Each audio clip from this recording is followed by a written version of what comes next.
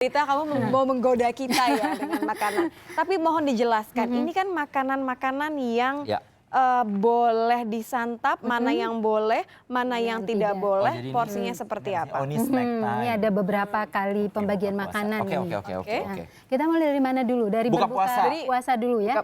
Enggak deh, dari sahur dong. Sahur dong. Iyalah di mana-mana. Udah mulai kalap nih dia karena masih lama loh Bar, masih lama buka puasanya. Mulai deh buka puasa. Oke, kita mulai dari yang pertama ya. First thing to do adalah berarti sahur. Makanan apa yang paling tepat untuk sahur berarti? Nah, tujuan kita makan sahur ini yang pasti adalah tujuan pertama memenuhi kebutuhan gizi, itu sudah pasti ya.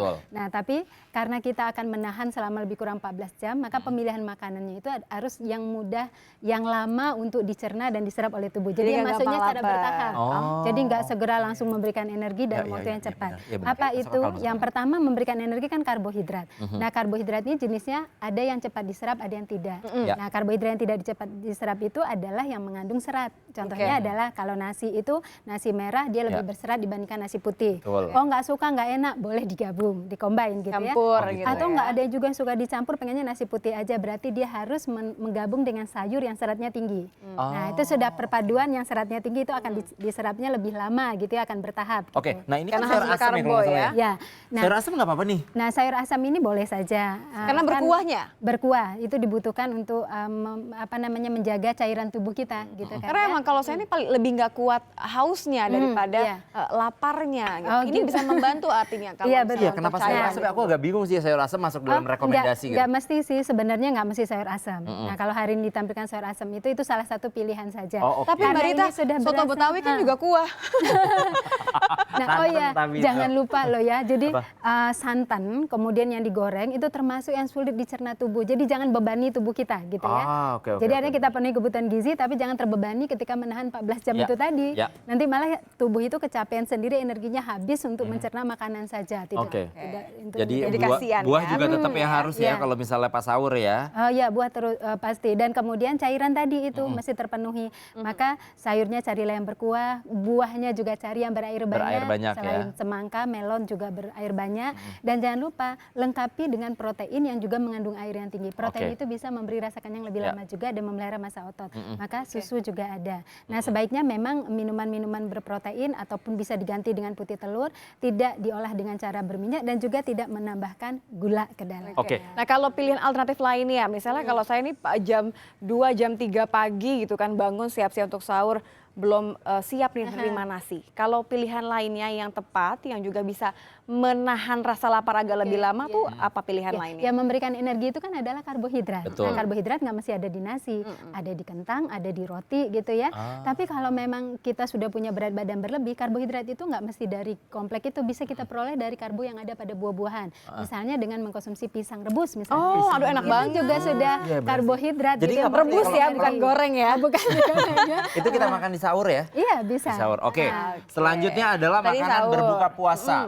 Ini yang menarik ini karena banyak sekali itu cemilan-cemilan ketika menjelang berbuka gitu ya. Dan menggoda sekali. Kalap gitu ya. semuanya kalap. Maunya gitu yang ya. warna-warni. Kalau yang ini bisa memberikan manisnya yang dibutuhkan. Nah, jadi prinsip utamanya itu ketika berbuka adalah menaikkan kembali kadar glukosa darah yang sudah sempat turun. Itu dulu prinsipnya gitu. Kelilingan ya.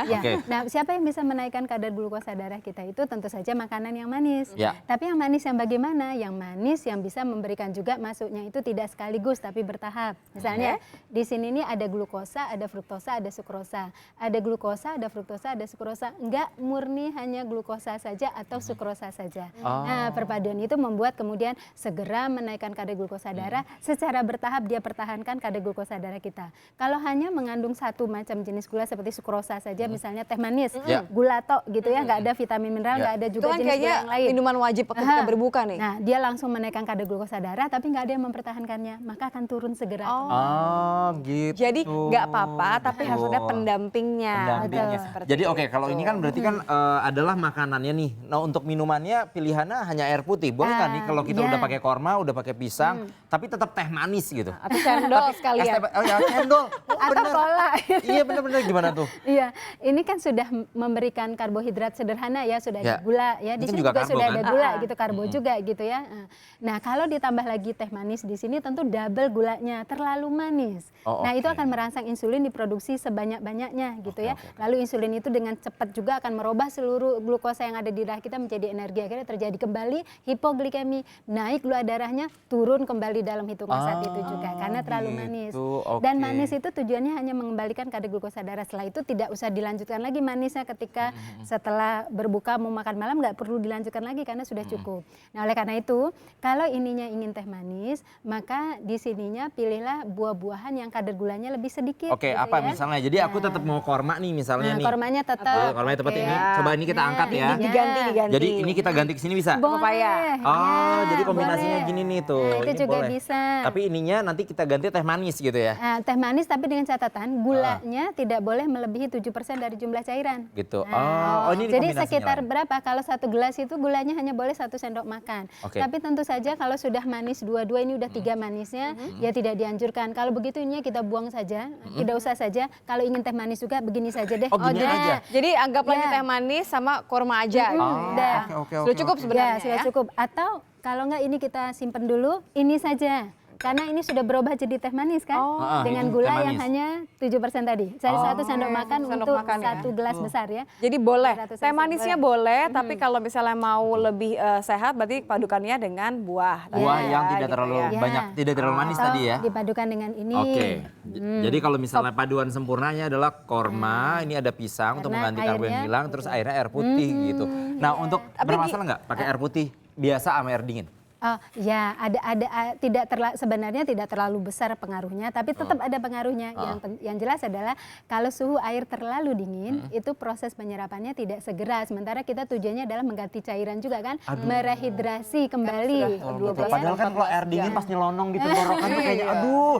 Karena dia butuh itu dulu menyamakan suhunya dengan lambung kita dulu. Jadi ada waktu yang Ada dibutuhkan. jeda ya. Nah, Oke. jadi kalau ini ketika berbuka. Ini ada snack time nih sebelah Nah, sini. yang ini dulu nih Bar. Ini Nah, snack dulu dong. Snack dulu apa yang dulu? Habis itu kita makan malam dulu. Oh, makan malam dulu. Tapi jangan lupa setelah ini nggak segera makan malam loh ya. Oke. Jadi ada aktivitas Jeda ya. lain. Salat Biasanya kan tarawih, ada maghrib. salat Bukan maghrib. tarawih, maghrib. Oh, ya. jadi ini tuh Kalau sebaiknya tarawih sebelum tarawih. salamander. Sebelum tarawih. Oh gitu. Ya. Kenapa Jadi, ada penyebabnya nggak sih harus kita makan sebelum taraweh? Biar nanti hilang gitu kalorinya pada saat kita taraweh 23 rakaat itu. ini kan tujuannya hanya Lama ya mengembalikan soalnya. kadar glukosa darah, mengganti cairan, kemudian memberikan vitamin mineral untuk reaksi kimia tubuh kita. Hanya itu tujuannya. Nah, untuk kebutuhan zat gizi kita secara menyeluruh belum Tetap terpenuhi harus dong. makan ya. Nah, itu Oke. makan malam. Nah, makan malam ini kita bisa lebih moderat sebenarnya makan malam.